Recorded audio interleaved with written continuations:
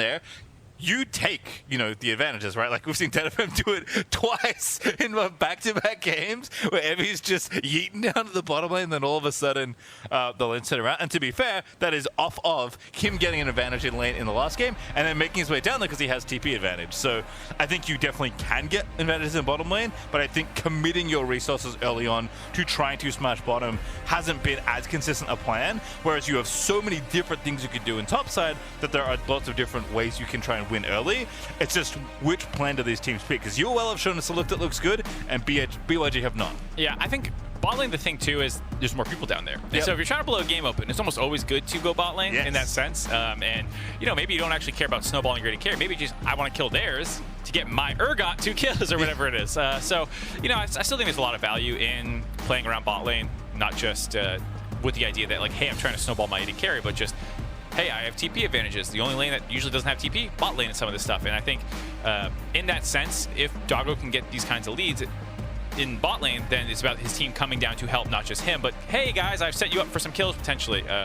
So we'll have to see. And already, again, the respect bans that people have been throwing at Doggo all tournament long. This time, the Ezreal even making the list, telegraphing a first pick MF most likely. Yeah, I've definitely seen MF picked way more on blue side today than the other days, so it does feel like that champion is kind of situated in that first pick slot in a lot of cases. Camille Aurelia, though, banned away for BYG, keeping the strong top laners out of Boss's hands, which given his last game, I can definitely back as a strategy you should be implementing here. A failure solution, though, as you mentioned, joining the Ezreal for the triple Doggo bans, as Nomans eats the customary Kassadin ban. Yep, the respect Kassadin ban going in there.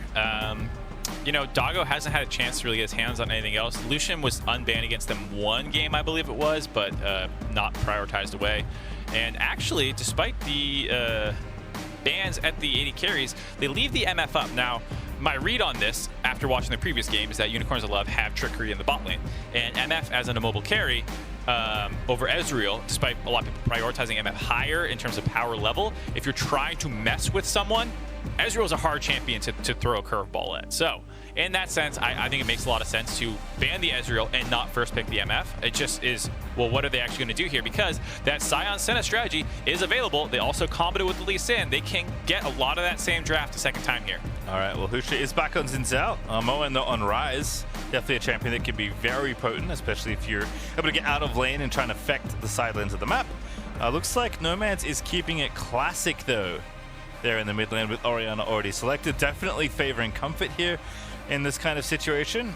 But UOL also have one more pick to make here for their third overall in the draft, and it is going to be a Senna something. Just Senna what? Senna, what is the question? It's tough to want to ban out a lot of stuff. If Santos is going for the bruiser ADs, Set is often paired down there. Sion worked. You talked about they were hovering to Wukong. Wukong actually does pair with Senna. Yep. That was kind of one of the initial Senna pairings.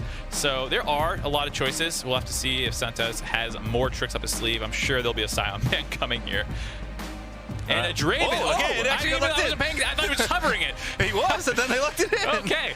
All right, Draven has been something a lot of people have been hyping up. A lot of people are relatively high on Draven. I don't think they're saying, pick him first pick, all that stuff. But when you want a carry who can actually take resources, snowball the game, someone to play around, Draven is kind of that guy in the meta currently. And it is now slightly easier to try and get that first cash in, right? That's kind of the whole thing about Draven. You collect your stacks, you're kind of a lane bully. You throw your axes, and then you want to cash in on your gold and keep snowballing the game.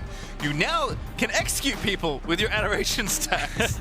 So it is slightly easier if your ulti hits them to get a little execute off there. So Draven's job of needing to cash in on all the investment he's put into himself in that laning phase, because if you spin axes for 10 minutes in the laning phase and don't die, you have so much extra gold you can grab, but Draven has to actually get the kill. He can't get an assist, he has to actually get the kill to get that payout. So we'll see what happens. That is maybe one of the changes that excites Draven players, but Draven's been good for a while. He is so brutal in a 2v2 if he gets ahead. Right, and I think it's now a very dangerous game of chicken, because we're talking about, these mobile carries like MF might be what they're trying to bait him into. Well, Draven is not particularly mobile either. He is a bigger lane bully, and so you have to have a better execution if you're going to try to 100-0 him and make sure you don't get punished for it. But he is still someone who is punishable with the lack of mobility. So whatever trickery they're planning in the bot lane might still be an option, but it's a lot harder now because Draven's going to be trying to punish you the entire early laning phase with some aggressive trading. Yeah, Sion and Seraphine, actually the bans there for Beyond Gaming, which I assume are both aimed at Santas there in the bottom side of the map. Amumu and Leona also banned away, so Kino is going to have to settle on Rakan instead. So BYG leave themselves their top lane counter pick by the looks of things. We'll see what Unicorns of Love want to have lined up here. Yeah, we'll finally get an answer to this Senna question. I am leaning towards something maybe that's a little bit safer than some of the melee ones I was suggesting before. I mean, maybe you still go the Wukong, which has a little bit better all-in threat than the Sion, and they did hover it before, so yeah, locked in. Still flexible technically. You can still see what happens. I wonder if they have enough champions to do a double flex between support and top. You know, if Kino, or excuse me, Liang locks in something that is exploitable, you know, okay, I don't think you're doing Senate Jace in the bot lane advantage to take both these away. It'd be a little funny to take Jace after taking, yeah, I mean, I guess, you know, if the Wukong's going bot lane 100%, it doesn't matter. So they just take something safe on the top side that has a lot of independent power, because you know that the game's going to be all about bot side. And what's the last pick here for Beyond Gaming? It is going to be a safe one. Tahm Kench. Tahm Kench makes an appearance back in the lanes.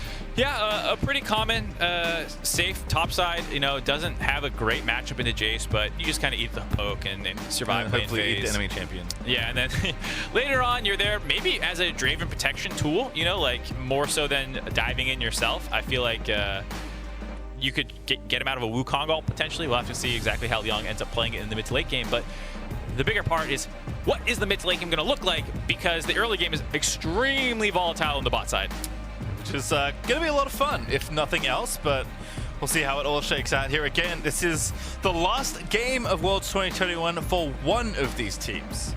The winner of this game will go on to play tomorrow in one of the best of fives that potentially could qualify towards the group main stage. You will have to play another one after that, if my memory of the format is correct. If you lose, however, you are done, unfortunately. This is do or die, make or break for these two teams.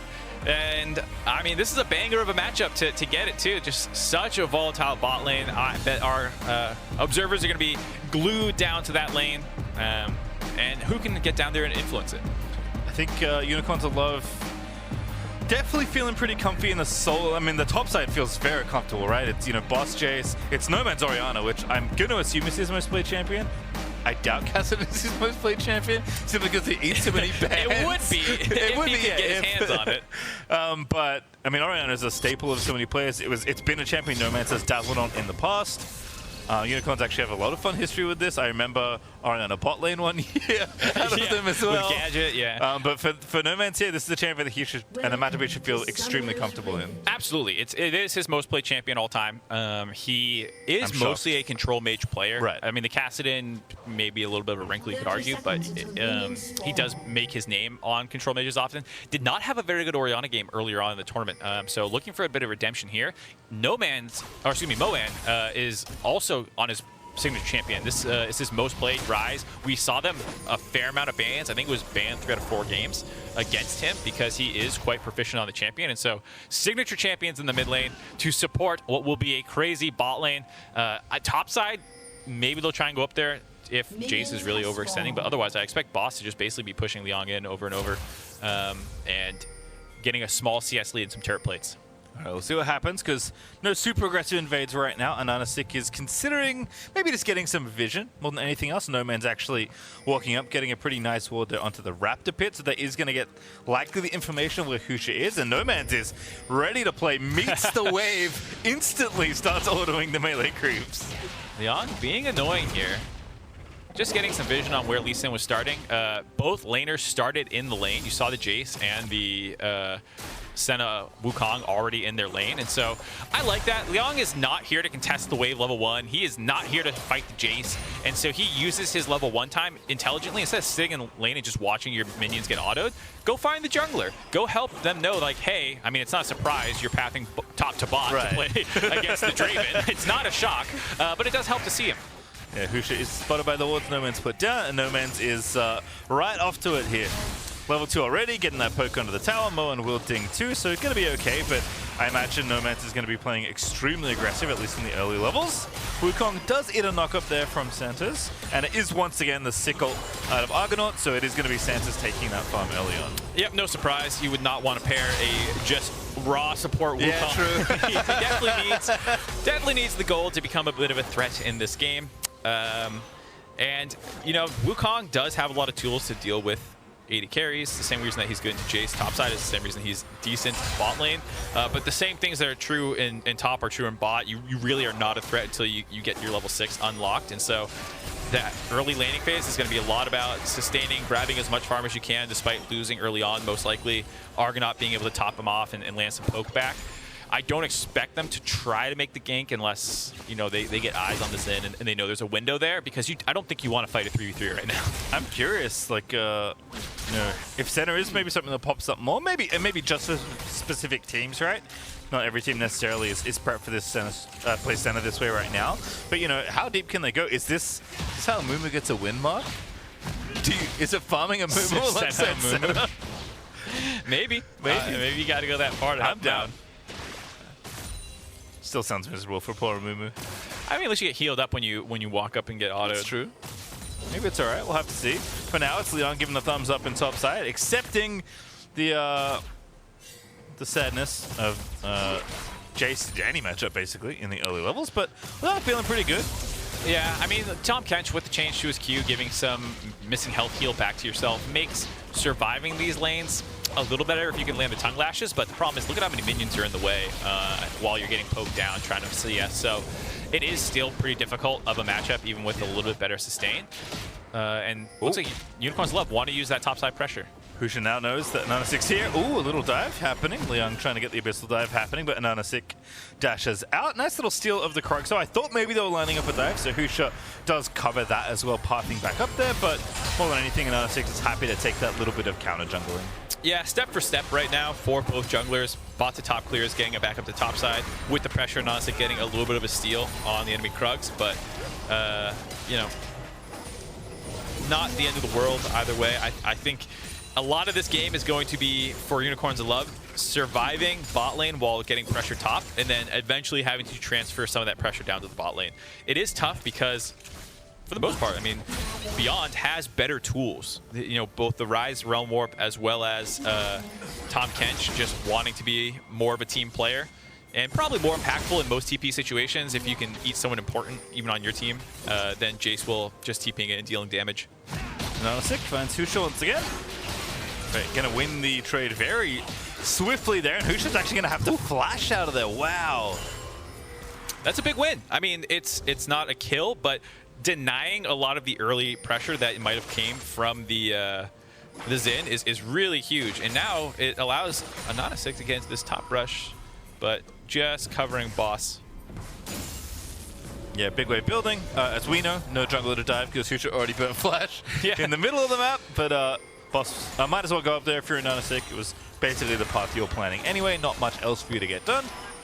So just fine there, as boss is going to reverse that wave and keep the CS lead he had, but Liang feeling really comfy, getting that push in, having the steel caps now. I have to feel like this matchup is going to get a little bit easier at this stage, but we'll find out. See if boss can maintain or grow this lead, because Jace is expected to get some sort of CS lead in most of the matchups he plays. It's just like, how big is it? And I think more importantly, like, what do you do with the gold you actually get, right? Because even though Jace seemingly, in air quotes, wins every lane, I feel like the impact you make, you know, either calling a jungler up or going to a fight is more what matters. And right now, looking kind of tricky. Ooh, good flash from Moam, but not one he wanted to use necessarily.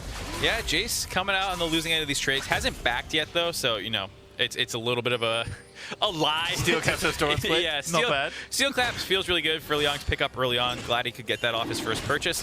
But boss finally makes his way back, grabs the serrated dirt, grabs the tier. He's happy to get back in the lane now, even if the steel caps make it a little bit harder to, you know, really poke out Liang. At least you should be stacking up your tier during this and keep building a gold lead. Beyond, in the meantime, make that play in the bot side. Even though Moan lost his flash, no man's with no mana really makes it pretty easy to grab that. Plus you have the pressure from that Draven lane in the bot side. So grab that one relatively early and they can use the Draven pressure, not just for kills. You know, as much as everyone talks about how bloodthirsty Draven is, he gives your team other things. He does. Like bot pressure. Ooh, Ananasik does get the steal. Husham going to make him pay. Attempts to read it there for Kino, but Ananasik does flash out of there. Nice little maneuver. Yeah, really nice roam by Kino. He's had a rough tournament. Yeah. I gotta say, I've been a little disappointed. A lot of these were those kind of a moo-moo games where he's just getting picked on. But that was a really nicely timed roam to remove the flash from Ananasik, which removes some of the playmaking pressure that's coming up with level 6s in the bot lane pretty soon here. So that is a very nice small win, which is kind of where the game's at right now, is trying to find these small wins. Alrighty, nice knock up there. Oh, Doggo getting in there. Level 6 now as well. Some potential. It's time to start counting the adoration stacks for the Draven. This is when, you know, we talk about the change that came in. Draven will execute targets below his adoration stacks. We'll have to be keeping an eye on it. They even changed it so that it shows up in all chat now, too, because it's like, this is now a very important minigame. He's at 164. So you have to be ready for him to be able to kill them. And so, as I understand the ability as well, the execute comes through after the damage. I am pretty sure of that. So it says, basing off reading the tooltip, champions with less than health that is left than the adoration stacks. Alrighty, topside 3v1 for Jace. Not a fight he can win. That's first blood for Husha, nice and easy. And this is what we're talking about moving around the map. It's a lot easier for them, though. There is still the secondary follow-up roam here by Unicorns of Love. Can they punish? No ulti there for Ananasik. Is No Man's ready with the shockwave, but no angle. Nice ward, of course, pretty standard, but does see the potential approach, and it was far too late to save boss at that point. So using their own pressure, right? Moen getting active. Oh, bottom side. This could be a cash-in already. Santa's low. Wrong. Yeah, wrong Ignite on the clone. The classic. I was like, there's one. How'd the AD carry get back so quickly? And of course, it's a Wukong clone. So the clone eats it, but thankfully that does not proc Draven's execute. That would be a massive counter. If clones gave champion shutdown type things, Draven that would be LeBlanc, baby. Bit of a disaster for those champions. That would be no good. But well done by Beyond, getting out of the laning phase a little bit with the Rise. You know, we're talking about everything's going bot lane, everything's going bot lane. You know, you can trick the enemy into that thought process too, and you kind of hit him with the change up, and you go up to the top side. And for Jace who wants to be perma-pushing, a Rise Realm Warp as well as the Xin Zhao collapsing, it's really easy to get a kill. And Liang's done pretty well in the lane phase too as well, actually getting his CS above bosses and landing enough poke to frustrate the Jace during the lane. You're also like not in a rush to go bot lane because Doggo is just smashing right now. Santa's though in trouble. There's the execute! Oh. Doggo is gonna cash it in! Too easy for Beyond Gaming. Kino with the knock-up, gets enough damage for Doggo to just blow him up and get those adoration stacks. You know, I gotta say, it's a bit of a... feels bad, right? You lose that ability now. Gotta build those stacks up for the execute again. Maybe you should have held it for a more important team fight. I don't know. Can you imagine you hide it, like save him with the Baron fight? Yeah, no, I don't want this kill yet. You have like 2,000 stacks. Insta-kill someone. It would take a long time. I don't even know how long that would take. I mean, too long. There's been games where it's like 800 Draven. Yeah, you can get up there. But Doggo, you know, he'll take the money. He has 2,300 gold to spend. He has a Mortal Shield bow built already. As Liang is in trouble. Ananasik up here in the top side of the map. Does have his flash though. Mr. Kench likely okay. There's a little dive. Ananasik gonna kick him back. Oh, it's so easy. There's the flash I'm looking for, but oh goodness! Tom Kench is gonna make it happen! And our boss, is he losing the 1v1? He is! He gets devoured! Liang finds the 1v2 double! The Tom Kench popping off. Liang on the weak side champion saying, no, we're playing around me. Who cares about this Draven? I'm turning 1v2 kills around. The gray health usage was great there. I mean, he actually played that so well to get those 2 kills. And right now, with those, Beyond Gaming is smashing this game. 4 kills, 3,000 gold lead. They got the early dragon. They got the Draven stacks off already. Like, this is looking real rough now for Unicorns of Love. Argonaut took 1 axe and lost like 15% of his health.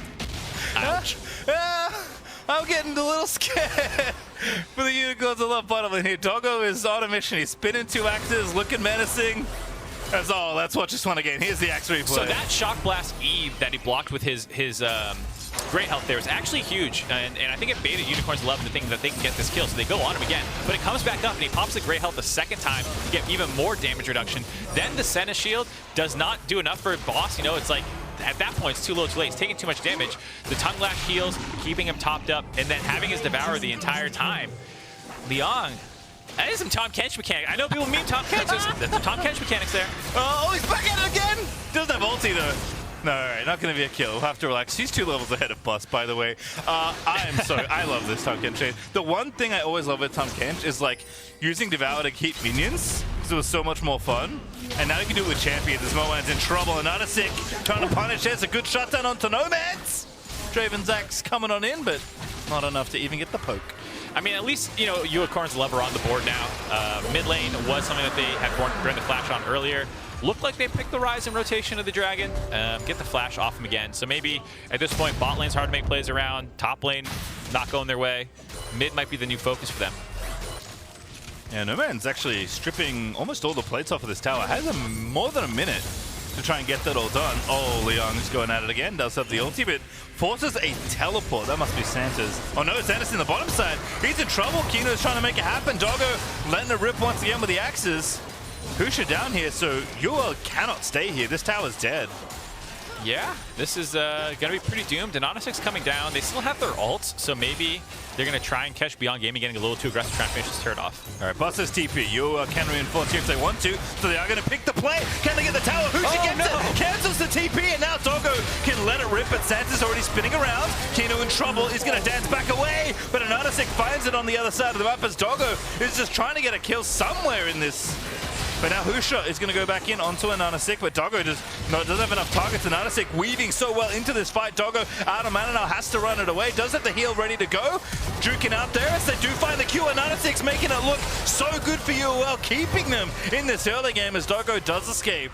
All right, despite that looking initially like a bit of a disaster with the teleport getting canceled on the turret kill, Unicorns of Love still turn around, grab 3 kills, down a lot of gold still, but making the necessary plays to stabilize, outplaying that 3v3. Yep. Though it does open up a play potentially on the top side on Boss, who has been struggling against this Tom Kench recently. Yeah, running out of teleports there. For that play as No Man's is... Oh, it's a rich spooky. dog. Doggo is a rich boy. Yeah, I looked at No Man's like, that's pretty good. And I looked at Draven and I was like, oh. Yeah. Definitely struggling. I mean, the Tom Kench and the Jace pick, we'll talk about that in a second as we get the replay here. So, not the cleanest start to this fight, you know? It kind of shows how strong this combination can be. The fact that, for the most part, they did not get a super clean engage, but were able to finish off Kino there, getting a lot of damage down. Santa's still getting a decent ult off with the clone. And then the re-engage here is the big thing, and just extended fighting with Senna usually works super well with the heals and the slows from the Glacial Augment, and just being able to keep people topped up. And the chase down potential as well, you know, giving that shroud and then the flash follow there. Super, super clean. And, you know, Doggo stays alive, doesn't lose any stacks, fortunately. I guess that's the one positive part of that play you're looking at for Beyond Gaming, as well as finishing off the turret.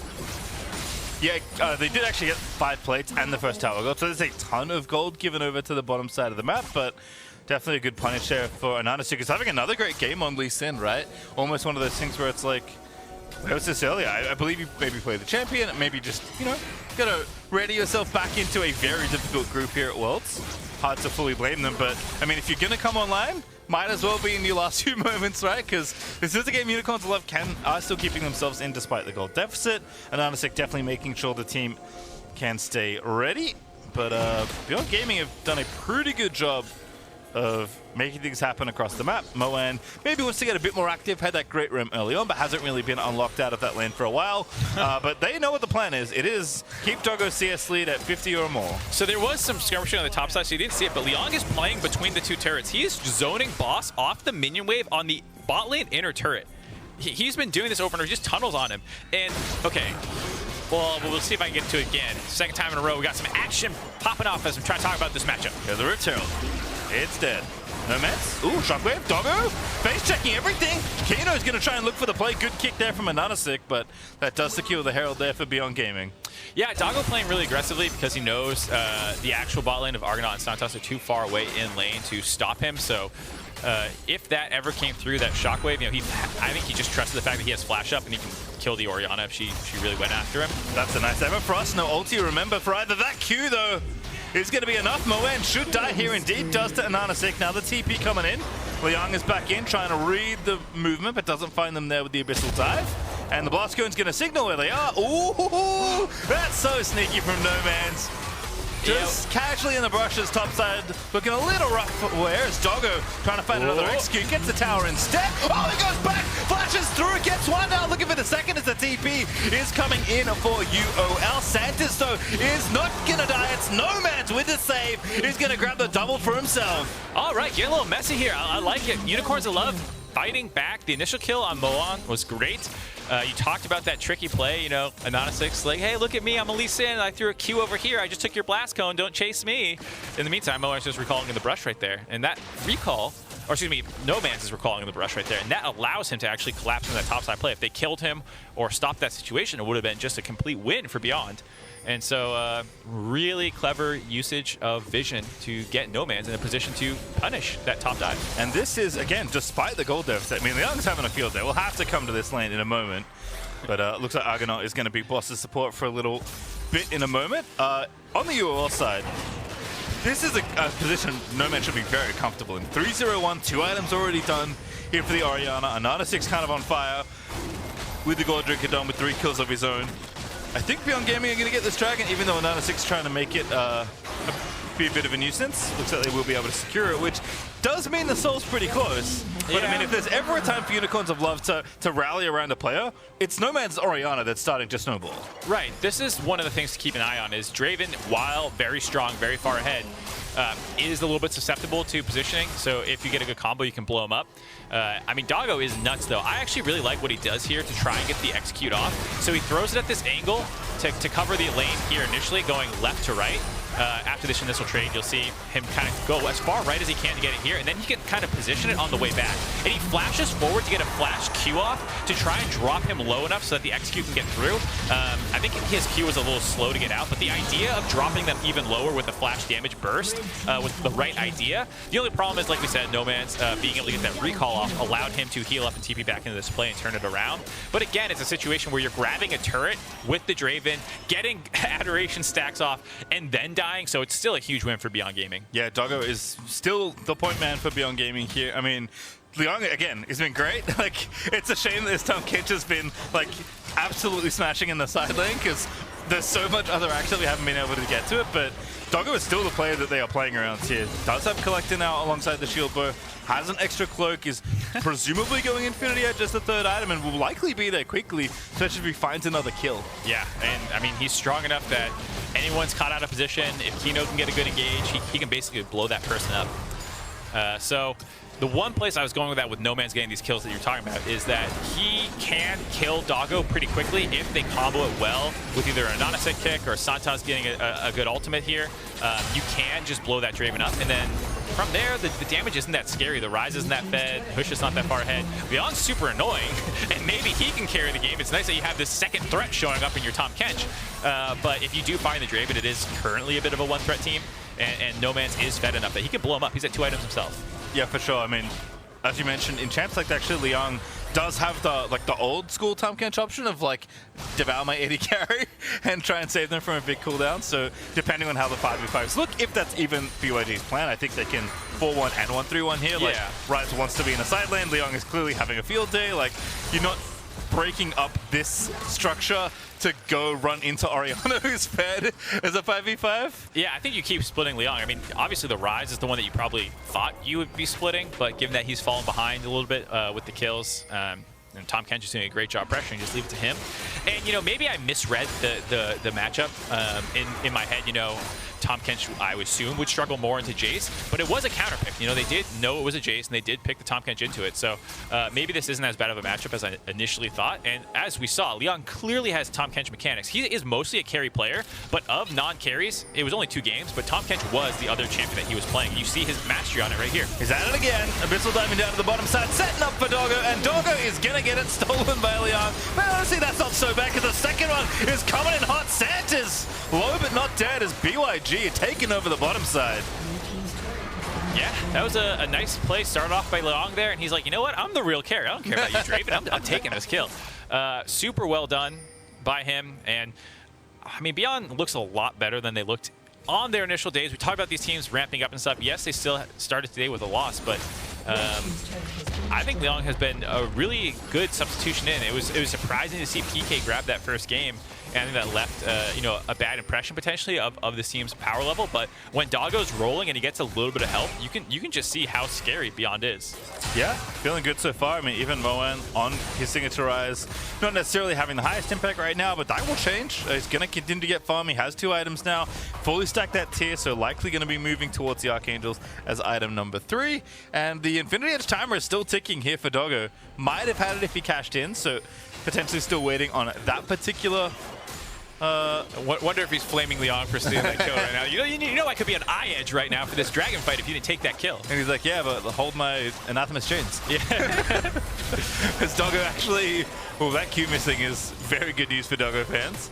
And Nunsick was ready with the kick to the face, but Doggo does live to tell the tale. That's kind of what we're talking about with the burst of the Orianna. Sucks to lose it in a potential teamfight situation. They're going to want to stall out until it comes back up, but TP behind. Hucha at it again. Ooh, very nice. Kino sets it up, and Doggo knocks it down. There's the shutdown on the pullback out of the Whirling Death. And that's a second as Moen actually locks up Boss long enough to get the kill. Now 5v3 for Beyond Gaming. Losing that ulti, like you said, Mark. Maybe the thing that let Beyond Gaming know that they could go in for the team fight. And Husha is continuing to dive in onto members of Unicorns of Love, but he has to give up the ghost onto the enemy jungler. Santis, however, is not feeling quite so hot, but I think Baron is the better plan here. Absolutely. After picking a great fight, Beyond Gaming going to transfer onto the Dragon. Just ignore Santis and the other low members. I mean, the only problem is not finishing off an Anasek does put him in range, potentially get a Smite Steal here. Yeah, Moen actually going to rotate around to deal with this. Kino also still in a good position. Oh my god, Doggo! Look at a 2-shot Argonaut at this point. That center is very squishy. And Moen is just trying to find the jungler. They do get it there. Center ulti out. And Anasik going in to try and find the steal. Does go down. But Nomad is back for revenge. And the Baron's still on the table. Somebody hit the damn one man. There we go. It actually passed. He stole the Baron. Unicorns of Love stay in the game. Beyond Gaming take too long to finish off the Baron. They're so worried about the Lee Sin Smite Steal that they lose track of the respawn timers. Boss and No Man's come back up. And remember, we're talking about how fed this Orianna is. He was able to come back with the ultimate, turn that fight around, and then allow them to steal the Baron. This is also going to let them transfer down to the Cloud Drake now and deny the sole point that Beyond Gaming were kind of relying on. And with this Baron buff, there's a lot of standing gold available on the map. They only have mid lane and outer turret down. UOL can really close this gap right here. We'll see how many towers they can knock down in the Red Bull Baron power play, but that Baron may very well have signaled the end of this game. Beyond Gaming still needed a few more steps, but this Baron would have gone a long way into securing this game for them. Instead, this is what happens. Yeah, so much focus on Santas, on Ananasek. They're trying to stop that, and you just totally lose track of the fact that Boss, Argonaut, and No Man's are 3-manning your 3-man who are also in the Baron pit. And as strong as Doggo is, he is susceptible. And they're able to find that kill. And then from here on, you know, it's just a bit of a who can get the damage out. But with Leong and Moen over the wall, it was not really a fair fight. It was definitely the deck stacked in Unicorns of Love favor for actually winning that kind of percentage chance battle over the Baron, and they get it. And I mean, these are the kinds of mistakes that can really cost you in do or die moments. And Unicorns of Love, I mean, again, still down, but definitely not out. No Man's is chugging his way towards a death cap here as item number 3, which is, that's a big carry item if you're ever looking to take over a game as Orianna. Not interested in anything other than deleting Doggo as quickly as possible, I suppose. Yeah, and the only problem is a couple people died, so they don't have Barons on all the members that they wanted on, and their lane assignments are a little weird here. They have Santa splitting up top as this Wukong who didn't get very far ahead in the lane phase, and I don't think has the Baron buff because he died. 1-3-1ing here. I feel like, you know, Unicorns of Love needs to do a little bit better getting on the same page to start using this Baron buff, because this is not a pressure threat that they're really responding to. They are going to transfer down from the mid lane pressure down to the bot side, so they are getting some stuff, but I would love to have seen Orianna up there. You know, Orianna, just no one can deal with her right now. I'm pretty sure she wins every 1v1. She can be taking turrets herself, but at the same time, I understand you don't want a 4-man without her as well, so a tough position in the game state for Unicorns of Love to get the most out of this Baron buff, but doing a good job, still grabbing that turret, still a 3,000 gold Baron buff power play, so really well done. Yeah, they'll do. I mean, they do what they can, right? You get your gold, maybe get your death cap now. Moen's going towards the top side of Santa's, yeah, without a Baron buff, like you said. I mean, the outer towers aren't particularly tanky, but Ye old semi-support Wukong. Not Ye gonna old get a turn. one-item Wukong, Yeah. 26 minutes in, not a monster turret threat. No. Santa's at least going to escape to safety. As Beyond Gaming are going to have to recenter themselves here. Look for maybe the Soul in 2 minutes 20. Look for that next Baron 30 seconds after that. It is 3 items for Doggo. It's 3 items for the Tahm Kench as well. Rise is moving in towards item number 3. Everything's kind of coming together. Yeah, I think Beyond, you know, despite how much of a disaster that looked like, didn't lose too much on it. It really slowed them down and allowed Unicorns Love to get back into what should have been a closed game. But, you know, 2 minutes until Ocean or Cloud Soul comes up, that will force another 5v5. If you're not in this totally scattered fight like that Baron situation was, you know, they should still be stronger. You also have the Baron coming up in 2 minutes as well, so a number of objectives that are going to force 5v5s, and as long as you can kind of deal with No Man's, I think Beyond is still favored currently in fights. Yeah, for sure. It feels like they were 2 steps away from winning the game. Now they're 3, and unfortunately Baron was one of the steps. But Kino finding a very long-range engage, trying to set up Doggo, and Leon is the one on the rampage. Charges in there with the Abyssal Dive, picks off the center.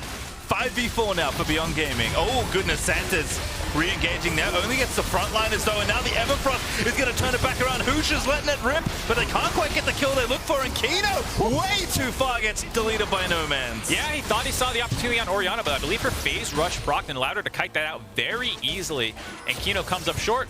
He saw the opportunity, couldn't get it, and ends up a 1-for-1, but still decent for Beyond Gaming. Trading Kino out for Argonaut gives them a lot of pressure with this spawning. Both people will res in time to contest the Cloud Soul though.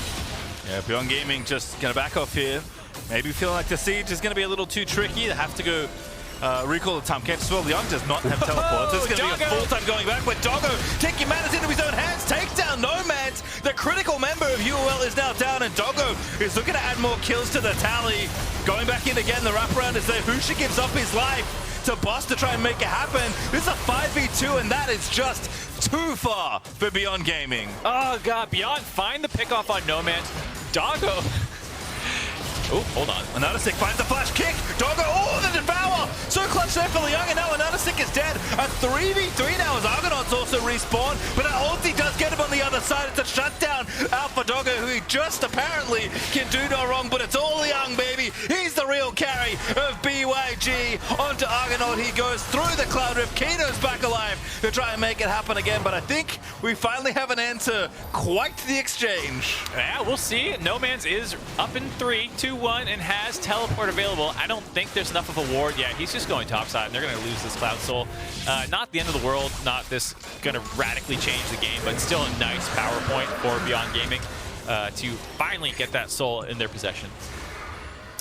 Doggo, though, maybe starting to feel like a little pressure. Maybe just being like, you know what, there's a player, I'm going to make it. Doggo's nuts, though. Look at this. Look at this flash over the wall onto No Man's. Doesn't care. Locks him up with his own CC, you know, just puts No Man's in retreat mode. He knows the ult's probably not still up from that mid lane fight that just happened, and so the 100-0 threat is not there without the ultimate. Doggo knows the limits so well of his champion. The only problem is the rest of his team gets a little too hypey, and he's still Draven, still has to walk around the wall. Can't just, you know, go all in because there are still other threats, as you see. You know, Boss's damage and the Wukong in the center are not totally negligible, but God, that is the Tahm Kench ult we were talking about. You can't lose track of that. And so the fact that Leon was in the area to save Doggo from that insect was absolutely massive. I mean, I think Anonasik was trying to win the game right there. If you can get another dragon in your pocket, slow this game down. I appreciate him looking for the opportunity, but Leon was in the area to save Doggo and then turn the fight around. And the game continues. The Soul is up for BYG, but honestly, the gold lead is basically the same. Like, they're still up 3 to 4K. Doggo is still an absolute terror. Liang is still very tanky and extremely disruptive to the backline in a lot of these team fights, but No Man's still ready with the big ultis. There's plenty of gold on Unicorns of Love. I mean, Argonaut's a little far behind, but that's somewhat expected. Like, the bot lane's obviously getting outclassed by Beyond Gaming, but these fights are winnable, right? I think you're in touching distance now. It's just about execution and stopping this Draven, because if you can't stop Doggo, he's just going to kill everyone. Well, if you can't stop the Baron either, you're going to be in a lot of trouble. Boy. I said 2 steps away. That is one of them. Even though I think they took one back, Unicorns of Love able to get that Baron for themselves. Beyond Gaming, this is what they wanted the first time. They looked at the objective. Just well done. You know, you can see how scary No Man's is. He chunked out Husha to half health with a QW combo, but you just have someone start the Baron, get the mid priority, and TP over using the Rise, and just Draven is so fed right now. Their Baron damage is actually pretty respectable, and so they're able to just burn that one down before Unicorn's Love is even close to contesting. Also love maximizing the value of the buff here as well. Straight to mid lane, get that tower down. Liang's already getting the wave pushing a top side. Yes, you don't have a bottom wave, bit of pressure, but you were grouped just fine anyway for the Baron, so it's kind of hard to set up a 1-3-1 split. You'll take the 4-1 as you look to crack an inhib here, though. I mean, it's a great usage of the Baron. I mean, a lot of times the reason you have to reset after a Baron is you get low doing it, or it's at the tail end of a fight. But when you sneak it like that, as oh my god, Doggo's terrifying. When you sneak it like that, yeah, you can just instantly keep transferring that pressure right away. And it gives you more uptime on the buff, where normally you would lose 45 seconds, a minute on a reset, getting the waves back in position. Love this from Moan as well. Now setting up the full 3-lane push here with the Baron. Right, Rise is a great candidate for this kind of play. Has TP up, has Realm Warp, has Phase Rush. I suppose if he does get overloaded and needs to run away. So Beyond Gaming, gonna try and sync these waves up, doing a decent job actually. Moan, the big threat right now for that bottom in hit tower, but UOL are completely stretched over their own base right now. Yeah, Liang roaming down a little bit to try and help out around mid lane, make sure there's not a ton of threat. But with Baron buff up, I did like the 1-3-1 setup. I like Liang being in the top lane and just being in, you know, Abyssal Voyage range, or the tunnel, excuse me, the W, to get in there if they try to make a play happen. Kino, again, just trying to zone off at this point. Doggo has room to take down the tower, will grab it. Now Beyond Gaming looking to finish off at least one inhibitor here. They could get two. Liang again. Looks like Beyond have decided they want to stick a little closer together in this push, but Liang takes a big lick out of the tower there in mid, and Doggo's going to finish it up. I don't think his health bar's moving. I don't think so either. Husha, though. Husha's is moving. Yep, definitely eating damage from Nomads. Sin's out not that tanky. But Doggo once again letting it rip, just starting to use the ulti as poke now. Doggo dodging every skill shot also apparently. Does get 2 inhibs now. Beyond Gaming, that is a beautiful look at that Baron. Yeah, that was a really well-used Baron. The gold lead obviously ballooning off the back of it. You're talking about it stalling at 3,000 to 4,000 for quite a while. Well, now have a 7,000 gold lead after that Baron buff, as well as double inhibitors down. You have the Soul, or excuse me, the Elder Dragon coming up in a minute and a half. And you're going to have permanent priority during it too. So Unicorns of Love, they're going to have to find a way to fight for this Elder buff. Right now it's tough having to deal with the minion waves as well, but they got to get some wards down. They have some TP flanks. You're going to want to find a way to 100-0 Doggo, and that's 100% what your communication should be about right now. How can we get into a position to find flanks onto Doggo and deal with him? And also keeping track of the fact that Leon can save him out of your initial attempt. All right, well now we have Rapid Fire Cannon. Doggo is done. Pretty much. Yeah. With building items. As a big boy. And if they get the Elder, especially, there is reason to believe that Senna could get one-shot by a single axe. I mean, he might do it without the Elder Dragon buff. But I think with it, it's like almost a guarantee. She's looking like 1,400 health. I don't know. I mean, that's a lot of execute power, too. I don't know what his stacks are. I assume they're pretty low currently. Not a lot of time to just be slapping getting minions. kills. Unlucky. Yeah, keeps... damn it. But yeah, with the Elder buff execute as well, I feel like you're 100% right. If you hit both procs of your ultimate, that's a dead Senna. I just want to see what happens. This is so exciting. Oh, look at Doggo. That poor minion 1150 damage crit. But thankfully it was not a member of UOL. Moan, though, trying to really run it here in the top side, but in a good way. Actually splitting very nicely with the Realm Warp. Solo split, not something you always see. Now you will have to try and make the play. Kino diving in, but Doggo is still not in trouble. Kino is the one to dive to Argonaut. Or he has Doggo trying to do what he can, though, dancing around as Natasik is being such a nuisance. Husha also completely zoned off of this play, but the key member is still alive. Boa is going to take down Argonaut. Now has to deal with boss, but isn't going to get it, as Santis is going to get executed. But Natasik trying to find his way back into the fight. He just can't do it. A 1x is not enough to do it, but 2, they don't have it just yet. GA also ready and available for another seek as a TP back to your own base for boss.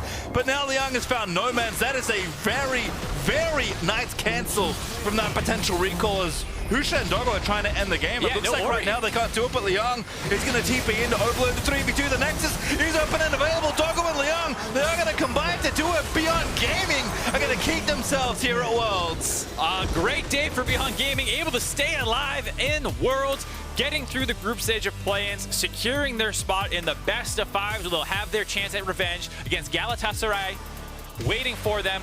And then if they win that, you got to go up against Hot on Life. Definitely sad to see Unicorns of Love exit the tournament. I think a great showing up against Cloud9 and a very competitive game here as well, despite the struggles of the early game deficit that Beyond Gaming managed to put them in. But Beyond Gaming take about, and not the last one of the tournament. As we said, they will play tomorrow.